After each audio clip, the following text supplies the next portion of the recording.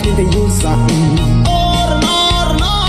នាងប្រឹងតាមស្នេហ៍តែណាមានប្រាក់អោក្រមុំមុំបងអើយពេលនេះក្រានត្រូវមិនកំមុំមកទៀតទេរាប់ឆ្នាំរាប់ខែទៅហើយបរងចាំចម្លើយតែអូនមិនជាយកគេនាងឡើងចូលដល់ដីថ្មីក៏ខំចិត្តស្រីចង់បានហើយក៏បានដែរខ្វល់ពីសុខទុក្ខបងได้ចាំត្រុកអស់នឹងផ្លេចហើយស្រុកស្រែរ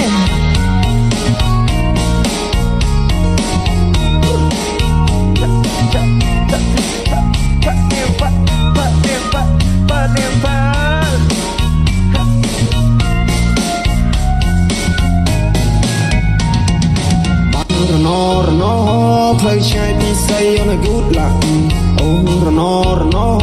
ពេលនេះដាច់វាដូចតែកុងតាអូរណោបងកូនអ្នកស្រែគ្នាតែយូរសាក់